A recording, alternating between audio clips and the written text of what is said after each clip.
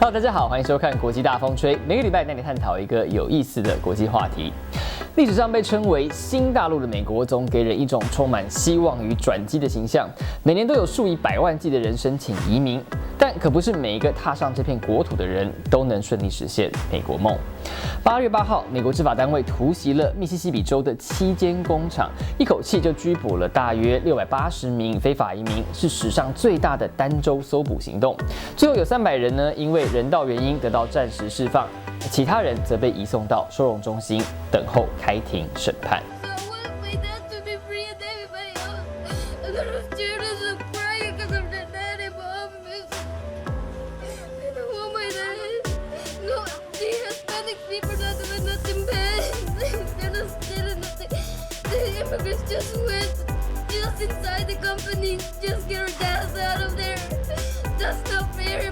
目前拥有3亿多人口的美国，估计大概有1100万名非法移民在境内，也就是说，平均每30人就有1人，其中2/3已经入境超过10年。现总统川普上台之后呢，一直喊出要严管移民政策，这一次大动作抓捕，引发美国移民社群的焦虑。到底非法移民是怎么产生的？他们为什么要冒生命危险来到美国？又为美国社会带来什么样的影响呢？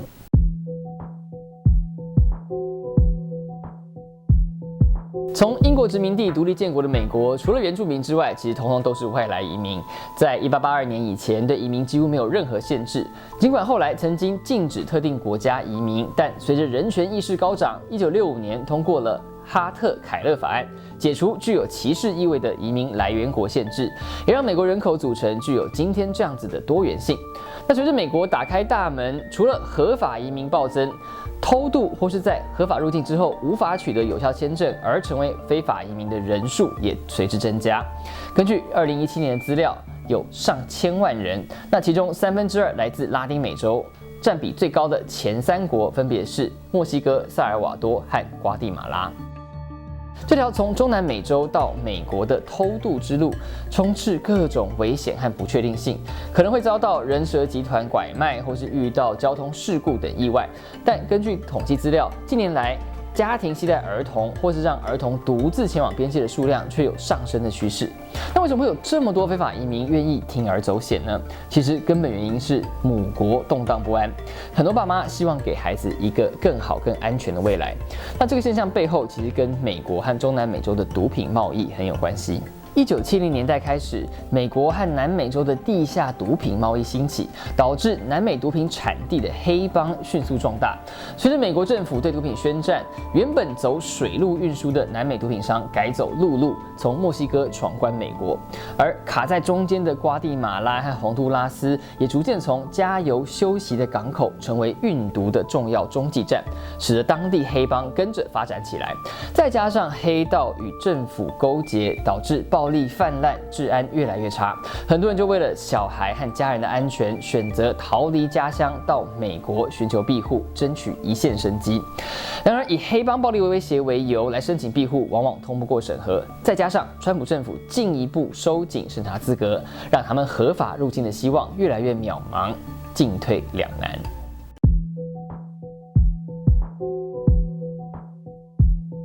这么多的非法移民对美国来说到底是好是坏呢？川普今年曾经公开批评美国有上万起犯罪事件都是非法移民干的，强调他们对治安的危害。不过，非法移民真的比公民更容易犯罪吗？其实美国并没有公开的全国性资料来佐证这个说法。就保守派智库2015年在德州的统计数字来看，本地人犯罪率还比非法移民要高了25%。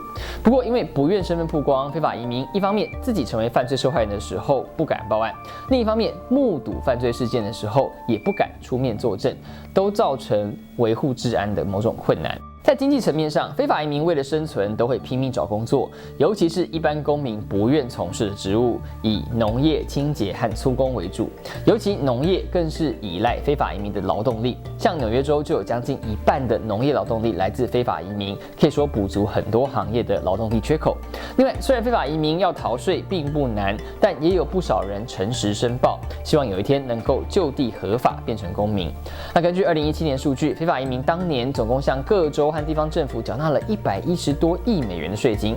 在此同时，也有经济学家分析，过多的非法移民可能会冲击美国的就业市场，因为这些多半只能从事低技术工作的非法移民，在跟本地人竞争工作的时候，可能会破坏原本的薪资行情，造成整体平均薪资降低。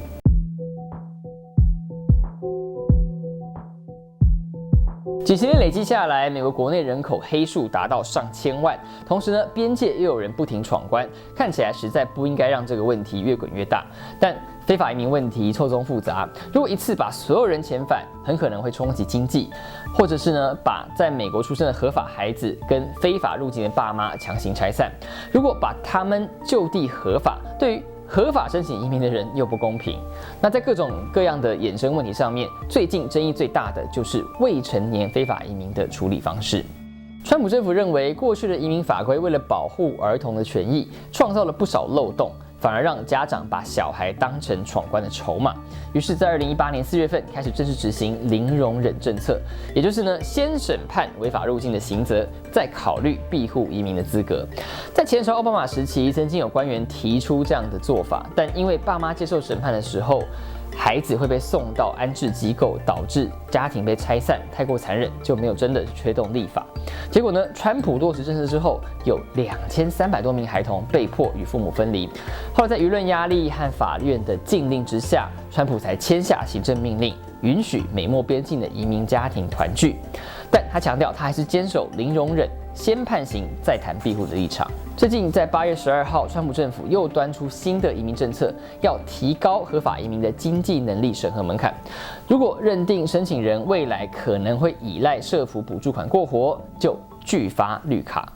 Today, USCIS, the agency I head as part of the Department of Homeland Security, has issued a rule that encourages and ensures self-reliance and self-sufficiency for those seeking to come to or to stay in the United States. 100多年前，很多欧洲移民搭船横跨大西洋来到美国，第一眼看到的就是纽约的自由女神像。这座雕像的基座上刻了一首诗，象征美国拥抱移民的精神。如今，以移民国家自居的价值观正受到挑战。目前，美国有20位民主党参选人，为了明年2020的总统大选，正在争取党内提名。他们虽然一致批评川普的政策太严厉，但各自提出来的移民政策其实也有不小的差距。可见呢，这个问题真的是非常复杂。那美国的移民政策会往哪一个方向发展？明年就可能会是一个转折点。国家风吹，我们下回见。咖喱。飞吧，飞！猫派绝对，我自己也跳下去。哎，对啊，你刚刚那题好像有点意外公布了我有老婆的事实。我忘记22万5千吧。拜托，在你看到这个影片的同时，你就马上下去按订阅，好不好？拜托。